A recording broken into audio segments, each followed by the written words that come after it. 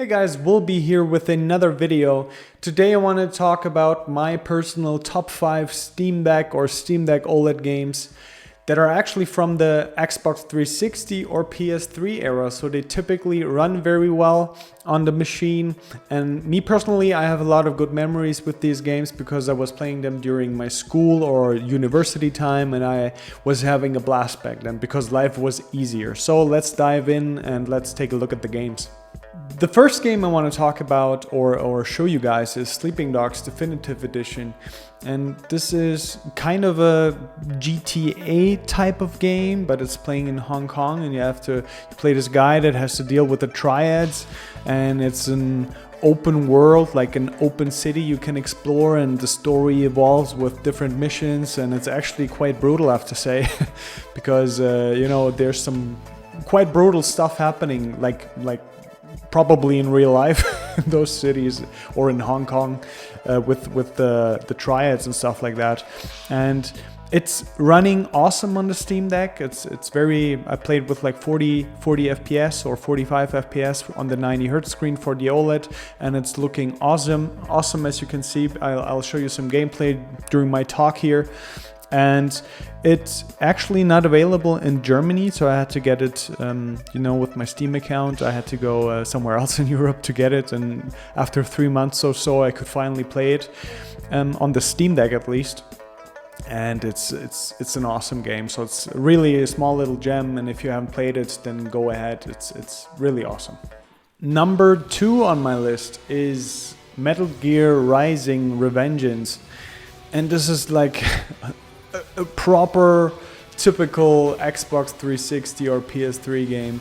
The gameplay is quite straightforward. It's all about the fighting mechanics. You play as Raiden in the Metal Gear universe. Most of you will probably know him. He's that half human, half cyborg guy with this insane blade that he's wielding. And it's actually a rather difficult game. It's, if you have played games like Ninja Gaiden or like hack and slash games that are a bit more difficult, then that's the type of game you get here. Still looks awesome on the Steam Deck, and it's a lot of fun. So if you love games like that, then you should go for it. It's not story heavy, but it's all about the gameplay with this one. You have this blade mode where you can just slice people up and cyborgs up, and you have these crazy boss fights that are the heart of the game, I would say, because you have all these animations and quick time cutscenes, and it's all just totally badass. So if you like games like this, then get this one. And number 3 is actually not only one game for me, but it's 3 games, because on Steam you can get the Legendary Edition of Mass Effect, and it's game 1, 2, and 3 in one package. And unfortunately, you have to deal with the EA Origins launcher stuff with this one, like with many other games from EA, which is kind of annoying.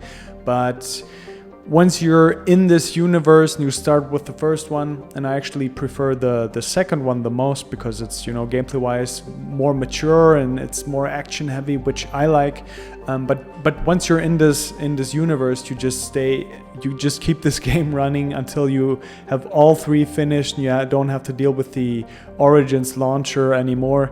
And yeah, many people have said many things about these games. Great story, great RPGs, great gameplay, great characters. I always go with the standard Shepard character, and it's like more than 100 hours of gameplay, 150 even, if you want to see most of the games and get most of the story. And yeah, so it's a rather heavy time investment, but totally worth it, and it's often on sale on Steam as well.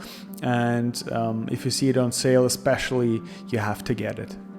And my number 4 is Fable Anniversary. So Fable is actually a OG Xbox game, and I played through it on the original Xbox. I don't know how old was I back then? I think I was like, how old was I? 13, 14, something like that.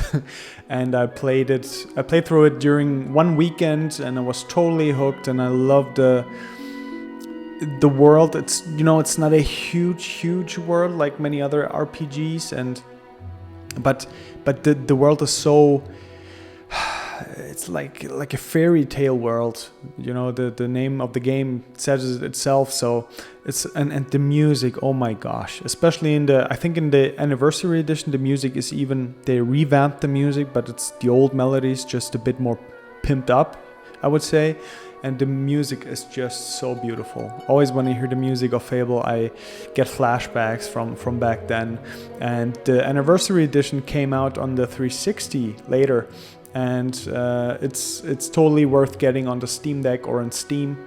And it runs very well, and it's a beautiful little gem that I like to tell people to play, go and play and just enjoy it. And so I had to put it on this list as well. And number 5 on my list is a Fallout game, and that game is not Fallout 3 but Fallout New Vegas.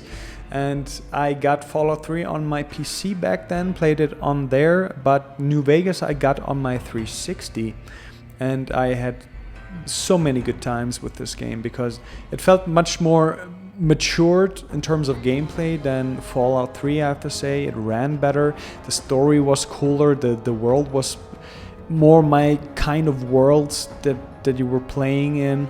And if people ask me, hey, Fallout 3 or New Vegas, well, if you can get both, because they're often very cheap. But the first one I would play to get hooked to the series, because I also like Fallout 4, is definitely New Vegas.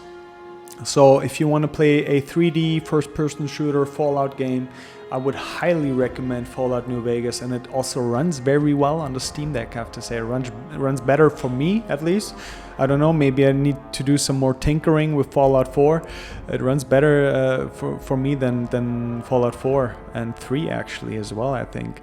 So if you get a Fallout game, get Fallout New Vegas. So what do you guys think of my top 5 games from this era? Do you have any other recommendations, or do you have a cool story from the time? Because for me personally, like I said, it was a great time during my life because of school and university. And as always, I appreciate it if you liked or subscribed or wrote a comment, and I always appreciate constructive criticism. So I hope to see you in the next one, and I hope you enjoyed this one. And yeah, cheers and bye-bye.